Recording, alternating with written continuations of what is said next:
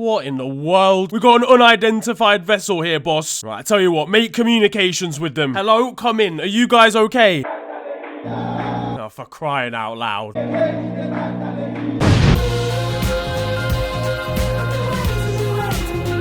Yo guys, it is your boy Niran here, and you are watching FTW. This of course is the series where I bring to you the best and more frequently the worst of what football has to offer during the last 7 days. What's been kicking off in the world this week?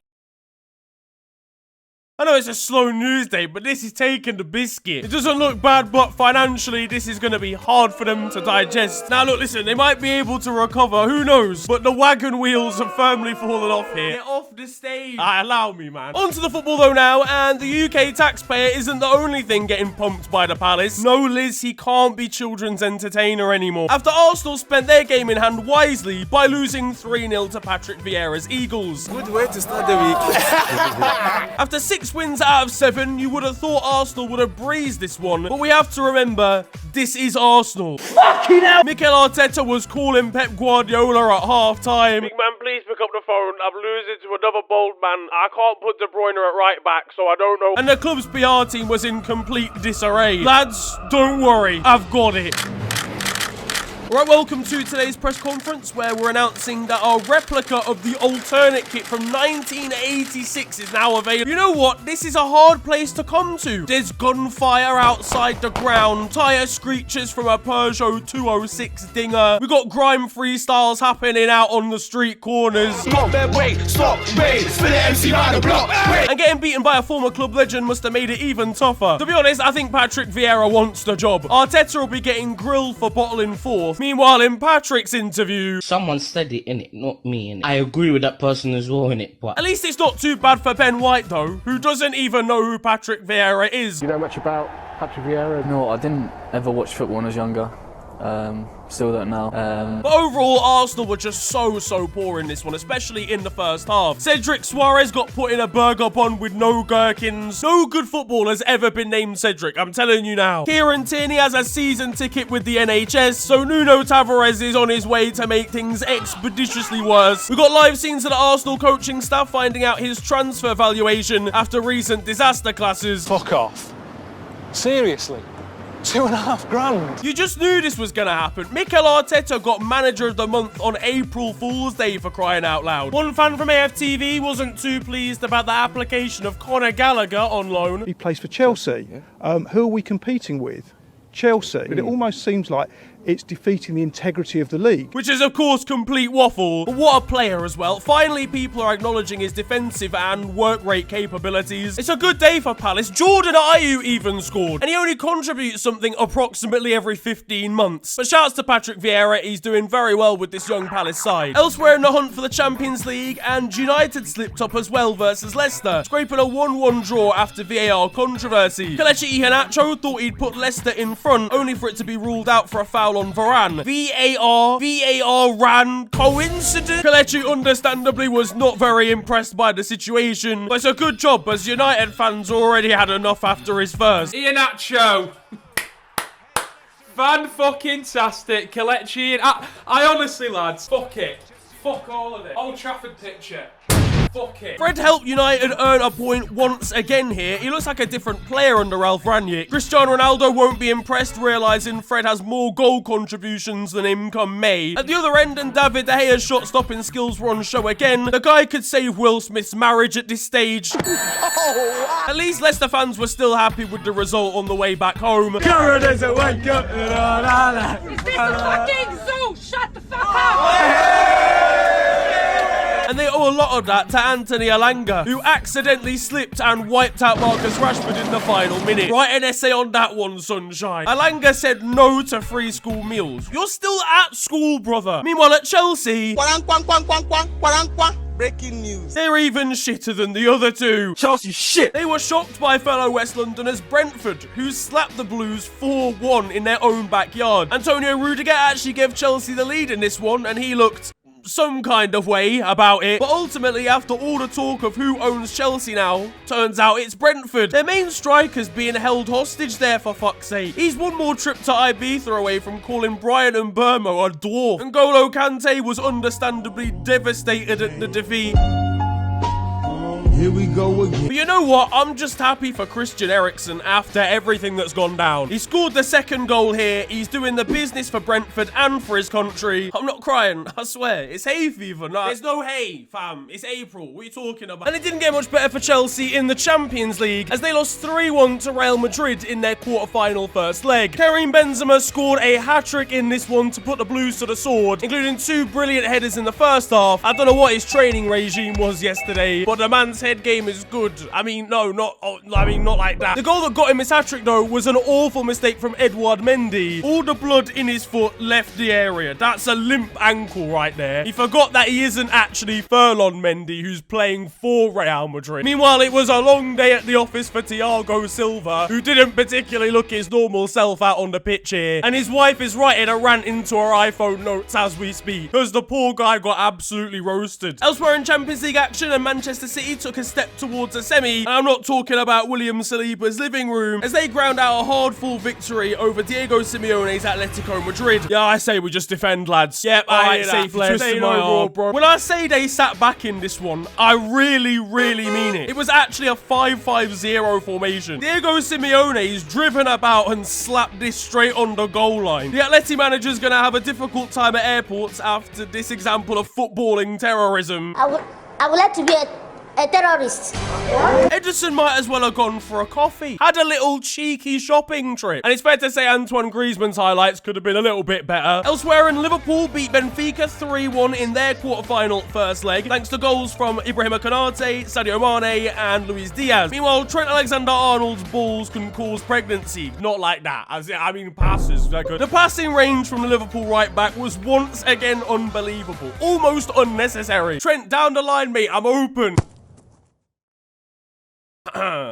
You kind of need the ball. Mo Salah still hasn't fully forgiven Sadio Mane after the World Cup qualifiers. It was a good performance from us overall, other than like early in the first half when Benfica scored. Darwin Núñez got the goal, but under any level of contact and the man falls apart. Morals of the story, Benfica are still in it, but it'll be difficult for them at Anfield. And I think I've fallen in love with Luis Diaz. Villarreal provided the shock of the round so far, beating Bayern Munich 1-0 in their first leg. Unai Emery is a completely different man when there's any element of Europe involved in the fixture. Lewandowski's highlights from this one weren't particularly impressive, and what a result for Villarreal. Obviously, they've got to hold on to the lead here, but their fans were delirious, erupting in a scene more yellow than a Granit Xhaka season review. Meanwhile, there's been the World Cup group stage draw for Qatar 2022. You can check out my full reaction video here, where it was a long and drawn-out process. The tournament could have genuinely started before this draw was over, but when we did complete it, we saw England in the same group as the US again. Rob Green has mixed emotions here. I can't wait for Christian Pulisic to try and claim a field goal when he sticks one over the bar. That right there is a touchdown. No. Cafu was the shining light of this draw. The man is forever happy. We got to see the new mascot for the first time, and the old Brazilian one was a little bit worse for wear as an Easter egg. Nah, I'm messing. This mascot's actually living his best life, it turns out. Uruguay and Ghana are back together after the South African controversy of 2010. Luis Suarez reacted to Ghanaians being annoyed about it online. You fucking still going on about that? Could you imagine what the whole of Africa's gonna do to him after 90 minutes if he scores again? Speaking of 90 minutes, and apparently FIFA wanting to extend the amount of time that football matches are gonna last during this World Cup to 100 minutes instead. I've come to the realization that Gianni Infantino's just a rebellious teen. He just hates the establishment. He wants to change things for no apparent reason. I bet he listens to MGK on the weekends. Actually, I have an audience of below 18. I probably shouldn't talk about MGK. At Leeds, and Polish midfielder Mateusz Klich was not happy with some of the criticism that came his way on Twitter. His midfield teammate Calvin Phillips has got some new shoes. Nah, you can't go to Qatar, mate. We can't allow this. Are they bags for life? It's fair to say they didn't get the co-sign from Jack Grealish on Instagram. And speaking of Jack, he's actually managed to secure himself a multi-million-pound Gucci deal. Poor Saint-Maximin must be gutted knowing that could have been him. Aston Villa versus Wolves, and there was a familiar figure in the crowd. And his name is John C. Meanwhile, after scoring an own goal, Wolves players tried to celebrate with Ashley Young because he scored their winner for them. It's a shithousery award for Johnny Otto. Meanwhile, Tottenham slapped Newcastle 5-1 this week. Steve Bruce appears to have snuck back into the dugout. Get out of there, Steve.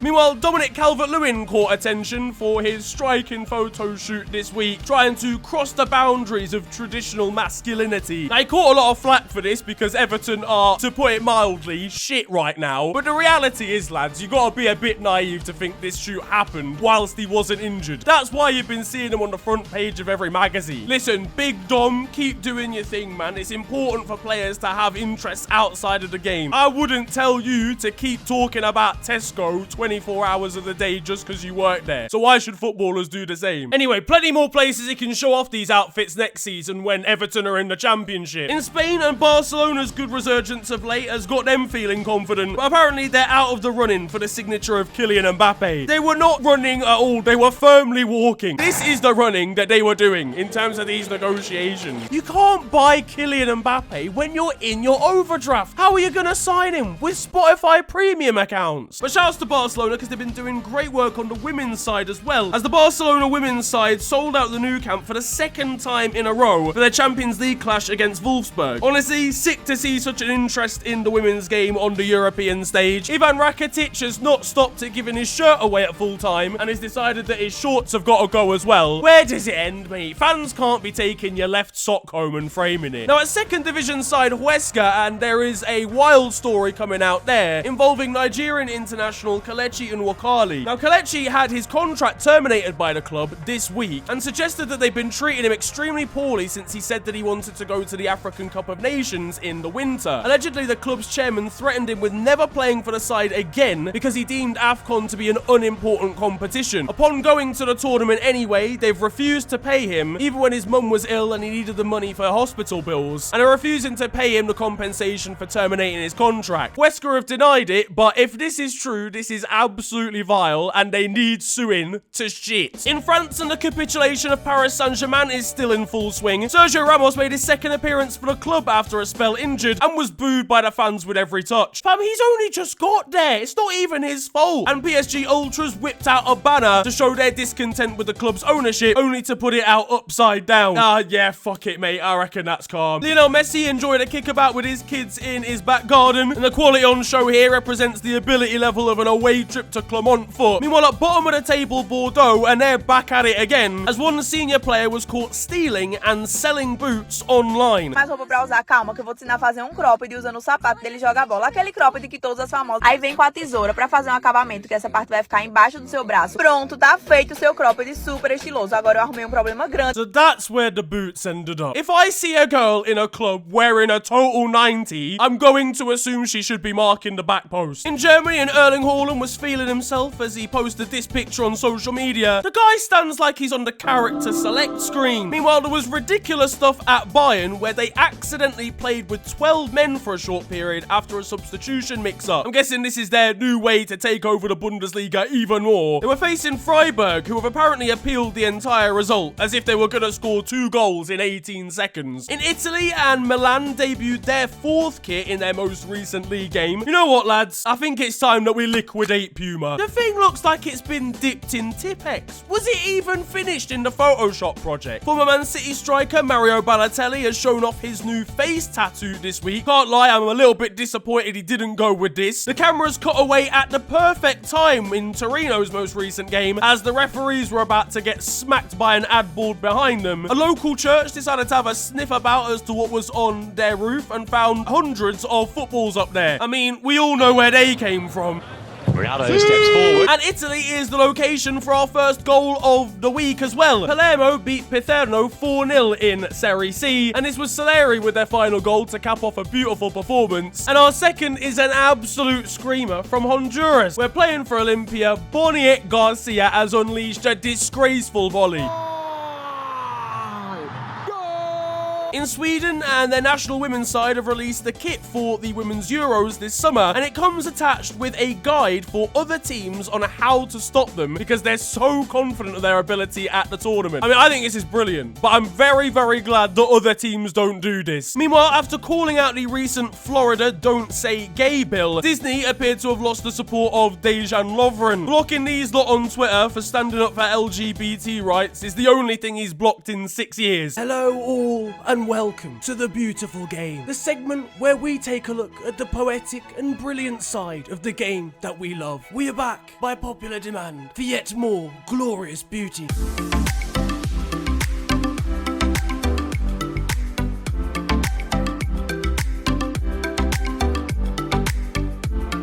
What the fucking hell's happening? And that concludes The Beautiful Game. Closer to home and ahead of Cardiff playing rivals Swansea in the Championship this week, Gareth Bale was taunting Connor Roberts, his Welsh national team teammate, about the fact that Cardiff were gonna beat the Swans. Swansea made sure to inform Gareth of what was actually going down. It's a shithousery award for the Championship side. The Papa John's trophy had an interesting introduction. Deliver to right back position. Money's money, fair fucks. Meanwhile, there were dramatic scenes as Wrexham faced off against Stockport in the semi-finals of the FA Trophy. A win here and you're playing a non-league final at Wembley. Step up Paul Mullin for Wrexham, who in the 91st minute of the game won his side the semi-final with this delightful goal. Cue absolute limbs in the crowd. And Hollywood A-lister Ryan Reynolds was loving life in the stands too.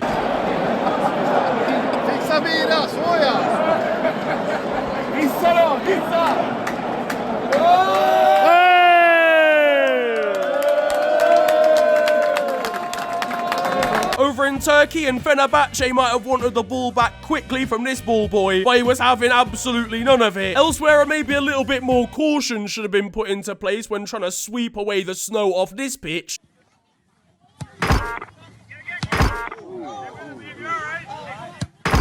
In South America, and we've got the whammest referee you're ever going to see in your life. There is no player that is arguing about a yellow card with this man. Meanwhile, in the J2 League, and after a stray back pass, a goalkeeper handled the ball in order to get the ball past the post. It led to this ridiculous indirect free kick as well afterwards. Diego Simeone's got a new tactic here for the second leg. Over at Brazilian side Santos, and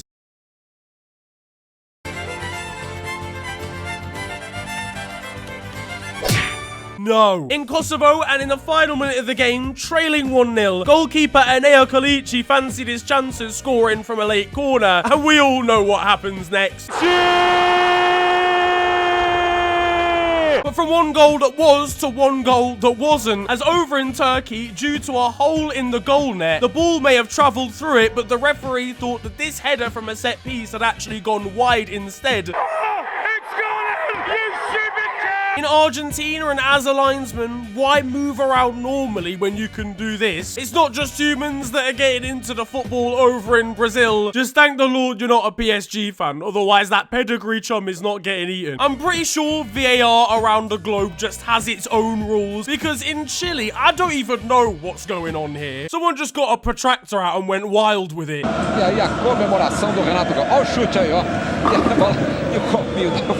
In Malaysia, and we've got a pretty disastrous own goal coming from their league. If you're going to swing from the goal frame, I'd argue that you probably need to keep hold of it. And in Brazil, at Fortaleza Stadium, when it rains heavily at the ground, for some reason, even though it's a World Cup stadium, the facilities there are so bad that it leaks through the stadium and into some of the seats to provide a swimming pool for fans to sit in if it rains for long enough. This is not meant to happen. Now though, it is time for Still 0-0, and you guys know the score by now. This is a segment of the show where I bring to you the best of Sunday League and amateur football. We've seen many variations of content in this segment in its history. Amazing goals, terrible tackles, overall shocking footballing capabilities, but not often do we see a man with shoulders that have the power of a Vauxhall Vectra. That actually is not that powerful, thinking about it. No.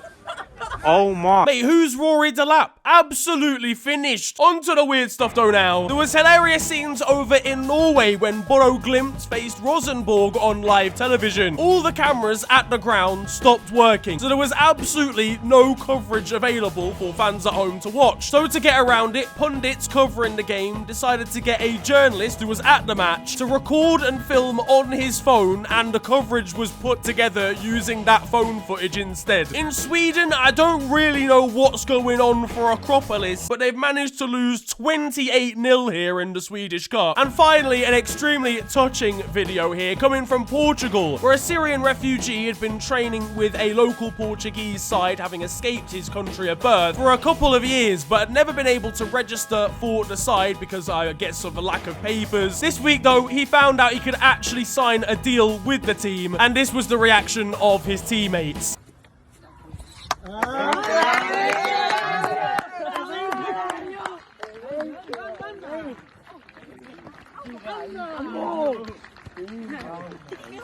Ah, man, football bringing together people of all backgrounds and all ages. We love to see it. That, though, is going to wrap up football this week, and I hope you have enjoyed it. If you have, then feel free to slap a like on the video, and of course, subscribe if you're new to the channel. You can also follow me on social media. It is at officialfng on Twitter and on Insta. It's been a pleasure ranting at you guys today. Have a wonderful day, enjoy yourselves, and goodbye.